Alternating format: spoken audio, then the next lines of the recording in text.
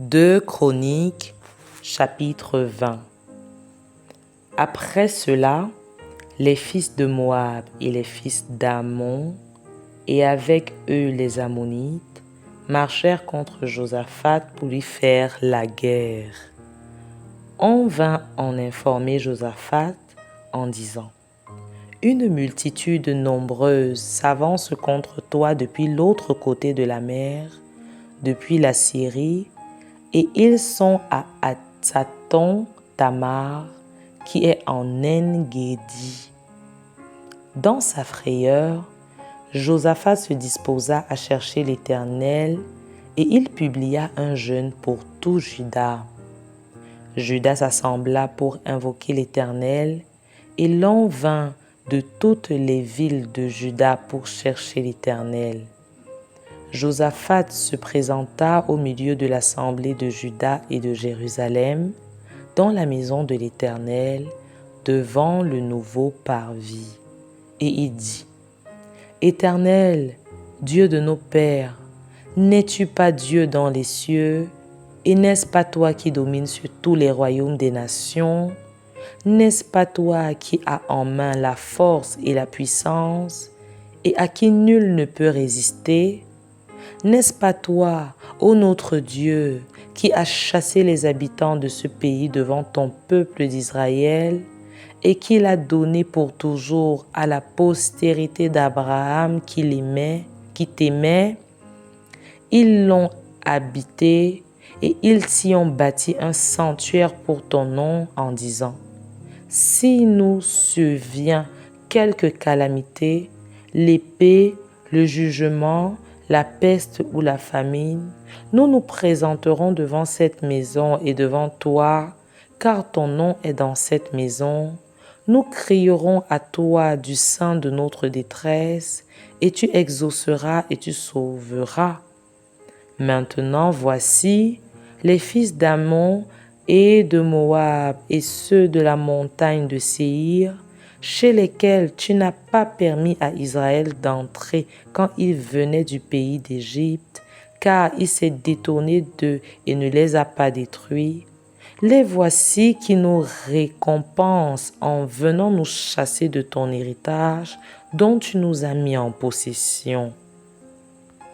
Ô notre Dieu, n'exerceras-tu pas tes jugements sur eux, car nous sommes sans force devant cette multitude nombreuse qui s'avance contre nous, et nous ne savons que faire, car nos yeux sont sur toi.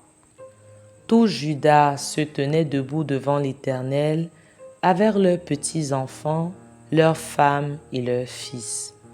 Alors l'Esprit de l'Éternel saisit au milieu de l'assemblée Zachaziel, fils de Zacharie, fils de Benaja, fils de Jéhiel, fils de Mattania, lévite d'entre les fils d'Asaph. Et Zachaziel dit : Soyez attentifs, tout Juda et habitants de Jérusalem, et toi, roi Josaphat. Ainsi vous parle l'Éternel.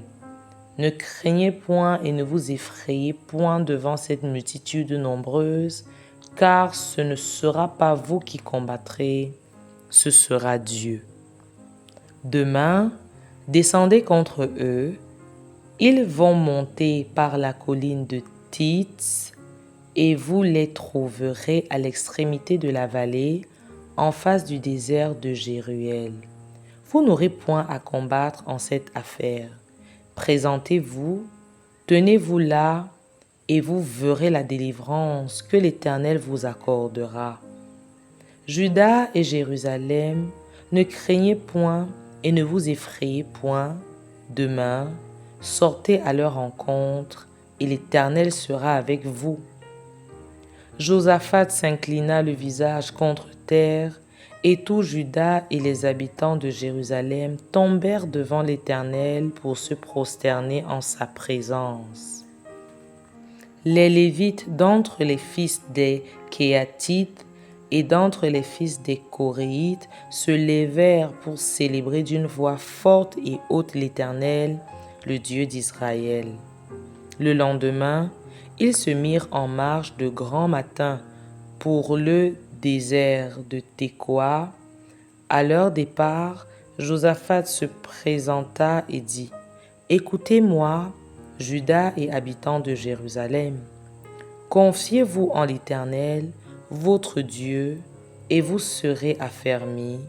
Confiez-vous en ses prophètes, et vous réussirez. » Puis, d'accord avec le peuple, il nomma des chantres qui, revêtus d'ornements sacrés et marchant devant l'armée, célébraient l'Éternel et disaient: « Louez l'Éternel, car sa miséricorde dure à toujours. » Au moment où l'on commençait les chants et les louanges, l'Éternel plaça une embuscade contre les fils d'Ammon et de Moab et ceux de la montagne de Séhir qui étaient venus contre Juda. Et ils furent battus. Les fils d'Ammon et de Moab se jetèrent sur les habitants de la montagne de Séhir pour les dévouer par interdit et les exterminer. Et quand ils en eurent fini avec les habitants de Séhir, ils s'aidèrent les uns les autres à se détruire. Lorsque Juda fut arrivé sur la hauteur d'où l'on aperçoit le désert, ils regardèrent du côté de la multitude, et voici, c'étaient des cadavres étendus à terre, et personne n'avait échappé.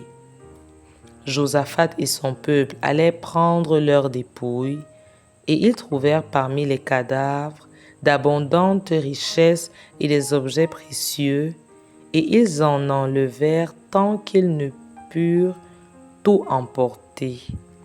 Ils mirent 3 jours au pillage du butin, car il était considérable. Le 4e jour, ils s'assemblèrent dans la vallée de Béraka, où ils bénirent l'Éternel. C'est pourquoi ils appellent ce lieu vallée de Béraka, nom qui lui est resté jusqu'à ce jour. Tous les hommes de Juda et de Jérusalem, ayant à leur tête Josaphat, partirent joyeux pour retourner à Jérusalem, car l'Éternel les avait remplis de joie en les délivrant de leurs ennemis. Ils entrèrent à Jérusalem et dans la maison de l'Éternel au son des luttes, des harpes et des trompettes. La terreur de l'Éternel s'empara de tous les royaumes des autres pays, lorsqu'ils apprirent que l'Éternel avait combattu contre les ennemis d'Israël. Et le royaume de Josaphat fut tranquille, et son Dieu lui donna du repos de tous côtés. Josaphat régna sur Juda. Il avait 35 ans lorsqu'il devint roi, et il régna 25 ans à Jérusalem. Sa mère s'appelait Azuba, fille de Shilchi. Il marcha dans la voie de son père Asa et ne s'en détourna point, faisant ce qui est droit aux yeux de l'Éternel. Seulement, les hauts lieux ne disparurent point, et le temple n'avait point encore le cœur fermement attaché au Dieu de ses pères. Le reste des actions de Josaphat, les premières et les dernières, cela est écrit dans les mémoires de Jéhu, fils de Hanani, lesquels sont insérés dans le livre des rois d'Israël. Après cela, Josaphat, roi de Juda, s'associa avec le roi d'Israël, Akazia, dont la conduite était impie. Il s'associa avec lui pour construire des navires destinés à aller à Tarsis, et il fit des navires à Etjon-Géber. Alors, Élézer, fils de Dovada, de Marécha, prophétisa contre Josaphat et dit: « Parce que tu t'es associé avec Azaria, l'Éternel détruit ton œuvre. » Et les navires furent brisés et ne purent aller à Tarsis.